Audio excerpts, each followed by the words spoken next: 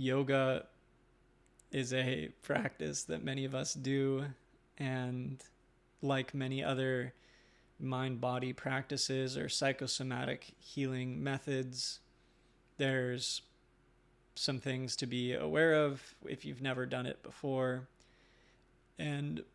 mainly it's just being kind to yourself, knowing that you can experience everything that you need to experience in terms of healing or whatever it is that you are wishing to experience, and that it all takes time, and that these practices, when they're done with proper instruction, with a proper instructor, ideally in person, but if not, just with conscious awareness and caution, that these can be incredibly powerful. And rather than other, say, physical exercises that may not place as much emphasis on the perhaps the mental element of something, or especially the mental relaxation component of something, like if you're playing sports, for example, or in the gym, that there's more of an emphasis on accomplishing an outward goal rather than an inward goal. And so rather than trying to push yourself through a yoga posture, or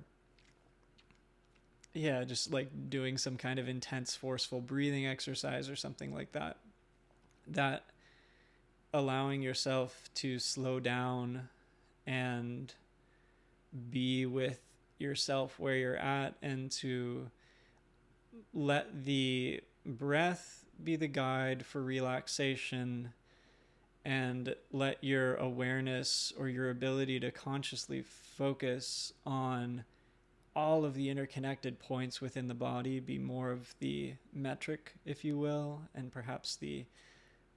joy and the bliss and the love and the positive emotional states be the greater experiential metric for how well you're doing, rather than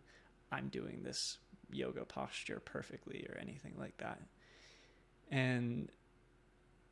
as a surfer, this is something that I experience with people in the ocean, where there's this thing of being the best surfer in the water. And in teaching kids surfing, this is a message that I and others share, is that the best surfer isn't necessarily what you'd expect. The best surfer is the person who's having the best time in the ocean. And whether that's just full of joy, gratitude, stoke, we might call it, that this experience it's transcendent of the actual activity itself, and it's more what the individual brings to it, and then how then they are transformed through that process. And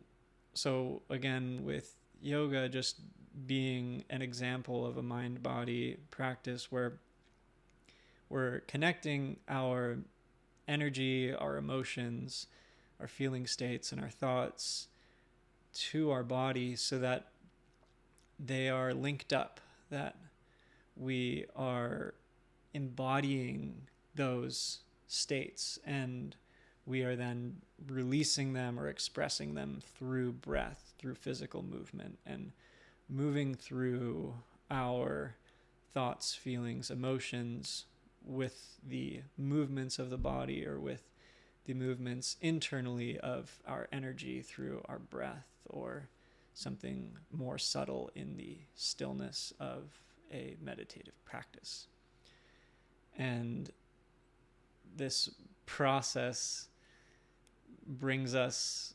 more joy through this slowing down and through this paying attention, rather than just huffing it or go. And so that's the biggest thing, is when it comes to starting a practice like this, is to really enjoy it, go slowly, take your time, know that you don't have to do things the way that other people are doing them, and that there's no set one way of this is how this has to be. That when you do have a good teacher and when you do have a good instructor and you then internalize a practice, it's about making it yours and developing your unique connection to a practice or to a posture even, or a place of awareness within yourself. And with regular practice, there's a deeper unfolding that we all experience, and it is yours and no one can take that from you, and it's the experience that you can then share with others. So I encourage you to go with peace and kindness in your heart when you are practicing yourself and practicing on yourself.